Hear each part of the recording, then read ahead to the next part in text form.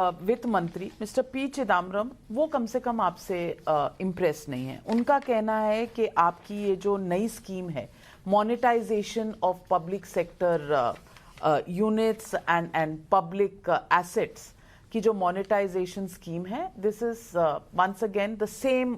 I remember when I started journalism 1990-91, selling the family silver, selling the family gold. वो debate वापस revive हो गई है economy में, और वो कह रहे हैं आप सब कुछ बेच रहे हैं and not on the principles which are sound financial and national principles. ऐसा है कि अगर देश की अर्थव्यवस्था को और मजबूत बनाना है तो हमने इंफ्रास्ट्रक्चर में इन्वेस्ट करना पड़ेगा. हमने हमारे गरीब और निम्न मध्यम वर्गीय परिवारों को और सुविधाएं पहुंचानी पड़ेंगी, उनका जीवन का स्तर सुधरे. हम अलग अलग वेलफेयर स्कीम्स के साथ देश को न्यूट्रिशन में अलग अलग तरीके से, लिटरेसी में, हर एक में सुधार करने के काम में लगे हुए हैं. ऐसी परिस्थिति में दो तरीके हैं, रादर तीन तरीके हैं. एक है कि हम टैक्स बढ़ाएं, जो मुझे लगता है आज के दिन बहुत अक्लमंदी की बात नहीं होगी. मिडिल क्लास जो आपकी पार्टी थी वो तो किसी का भी टैक्स बढ़ाने की बात नहीं. हम तो चाहते हैं कि और निवेश आए भारत में और लोग भारत में अच्छी कमाई करें. दूसरा तरीका है फिस्कल डेफिसिट बढ़ाओ और लोन लेते रहो. और लोन का बोझा भी तो आखिर देश के ऊपर, देश की जनता पे पड़ता है. पर जितना इतने सालों में जो संपत्ति है जनता की संपत्ति है, लोगों का ही पैसे से ये एसेट्स खड़े हुए हैं, लेकिन क्या ये एफिशिएंटली यूटिलाइज हो रहे हैं? आप बताइए. आप देखती हैं आपके चारों तरफ सरकारी कंपनी भी है, प्राइवेट कंपनी भी है, दोनों का मुनाफा देख लीजिए. सरकारी व्यवस्था भी है, प्राइवेट भी व्यवस्थाएं अलग अलग, उनका हिसाब किताब देख लीजिए. एक बंधन में काम होता है, अलग अलग प्रकार की कठिनाइयां होती है. एक over a period of time systems बैठ गए हैं जिसको आप ओवरनाइट चेंज नहीं कर सकते हो. आप क्वालिटी पे बल नहीं दे सकते हो, आपको L1 के हिसाब से ही चीज़ें तय करनी.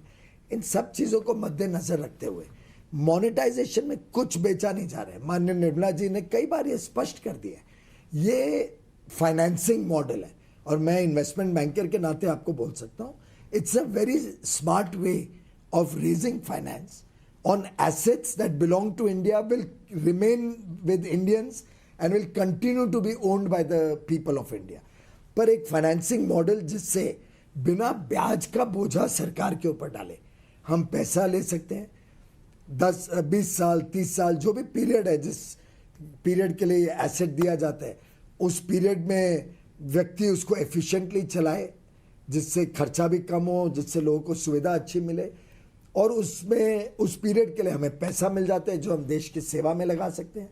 फिस्कल डेफिसिट नियंत्रण में रख सकते हैं, टैक्स को नियंत्रण में रख सकते हैं. अगर समझदारी का काम हम कर रहे हैं उसमें उनको ईर्ष्या होती है. मुझे पता नहीं कहां से. So you're saying P. Chidambaram is jealous? अब वो आप उन्हीं को पूछ सकते हैं उनको क्या दिक्कत है. आपने कहा उनको ईर्ष्या होती है. ईर्ष्या हो रही है कि हम समझदारी से काम कर रहे हैं. उन्होंने जो समय था उसमें देश को एक फ्रेजाइल फाई इकोनॉमी बना दिया. उनका जब समय था तब क्या हालत थी देश की अर्थव्यवस्था की, वो पूरे देश ने देखी है. Double digit inflation. हमारे तो पूरे 7.5 साल को ले लीजिए, हमारी महंगाई एवरेज 4-4.5% पे है. हमने कभी 12-13%, 14% तक महंगाई नहीं जाने दी. हमने कभी देश को इस प्रकार से, कोविड का एक वर्ष तो एक विशेष वर्ष था, हमने कभी नॉर्मल वर्ष में फिस्कल डेफिसिट को 6.5% पे नहीं जाने दिया, उल्टे कम किया लगातार. माननीय अरुण जेटली जी के समय हर वर्ष कम किया.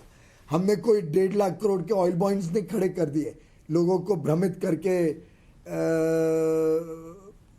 ऑयल बॉन्ड्स का बोझा सरकार पे डाल दिया. तो मैं समझता हूं कि उनकी अपनी सोच थी, काम करने का ढंग था, उसका भुगतान देश आज तक कर रहा है. उसके कारण लोगों ने उनको घर बिठा दिया.